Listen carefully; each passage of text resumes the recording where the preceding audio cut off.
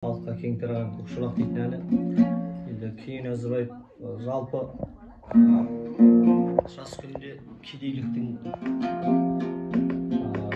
жоқтықтың тауқыметін көп тартқан. 9 жасында Бозторғай дейтін ән шығарған екен. Қой соңында жүріп, байдың жалшысы болып, Бозторғай шырылдайсың жерге түспей, мен жүрген кешке дейін тамақ ішпей, құтылар күн бар ма екен осы қойдан бір күн айтып. Ән салса, сол бозбала кезінде көкшолақ дейтін әні шыққан. Енді көкшолақ әннің бір қысқаша шығу тарихын айтайық. Кенен Әзірбаев астында көкшолағына мініп алып бір тойлауға бара жатса, алдынан байдың қыздары кездесіп қалады дейді. Жаңағы көкшолағына қарап, өзіне қарап байдың қыздары енді сен кедейсің, қойшысың деп кемсітеді дейді. Астындағы аты көкшолақ, қамшы баса жүрмейтін, құйрығы жоқ, жалы жоқ, өзде бір ұсынсыз сондай шабан ат болған екен. Сонда Кенен Әзірбаев өзінің ақындығы бар, суырып салмалығы бар, салсерлігі бар. Жаңа байдың қыздарға қарап тұрып, қыз едің сен бір байдың өтпей жүрген, келгенше 25-ке кетпей жүрген, кедейсің деп біздерді менсінбейсің, қолдарың қойшыға да жетпей жүрген деп ән салған дейді. Ал сол көкшолағына салып көрейік.